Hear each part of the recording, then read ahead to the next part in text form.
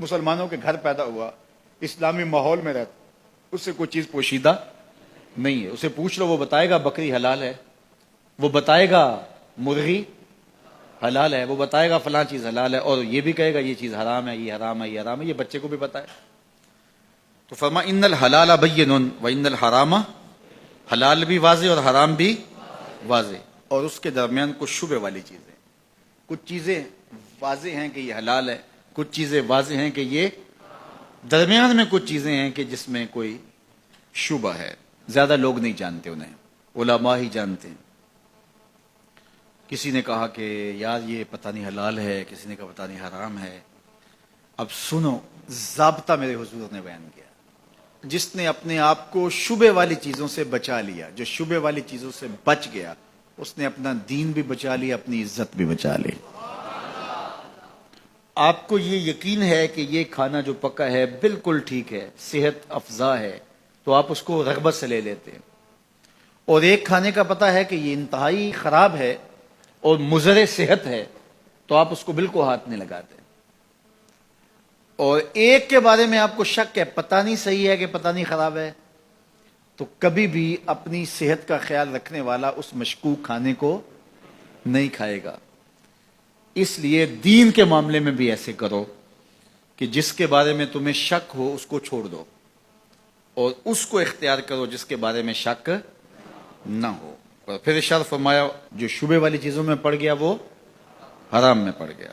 جس طرح کوئی شخص کسی چراگاہ کے گرد اپنے جانور چراتا ہے، سرسبز چراگاہ ہے، اور وہ اس کے آس پاس اپنے جانور رکھتا ہے، تو کبھی تو کوئی بکری، کبھی تو کوئی بھیڑ، کبھی تو کوئی جانور اچانک جا کے دوسرے کی چراگاہ کے اندر منہ مار لے گی. تو پھر ضرورت ہی کیا ہے اس کے قریب جانے کی؟ تو کہا جو حرام کے قریب جائے گا ایک دن حرام میں مبتلا ہو جائے گا. ہر بادشاہ کی کوئی چراگاہ ہوتی ہے، اس نے ایک مخصوص چراگاہ رکھی ہوتی ہے، اس میں اس کے جانور چرتے ہیں، اور کسی کا جانور اس میں وہ آنے نہیں دیتا. بادشاہ کی غیرت ہوتی ہے، اس نے باڑ لگائی ہوتی ہے.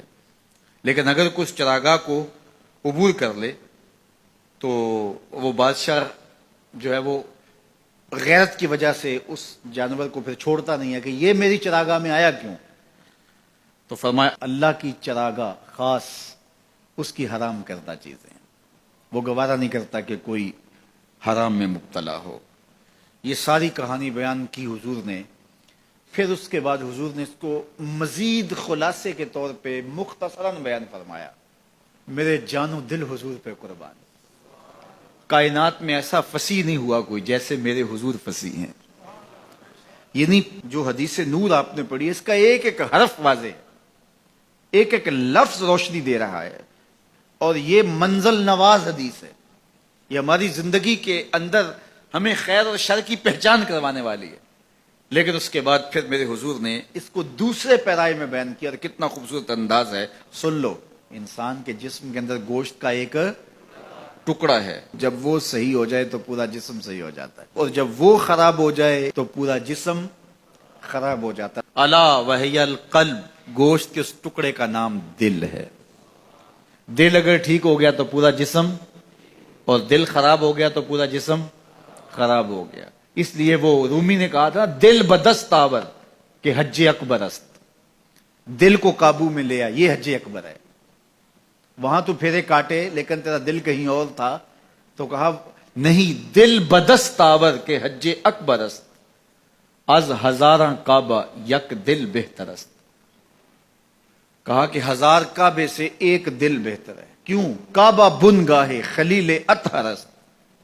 کعبہ حضرت ابراہیم کی گزرگاہ ہے، دل گزرگاہ جلیل اکبر است، اور دل رب جلیل کی گزرگاہ ہے.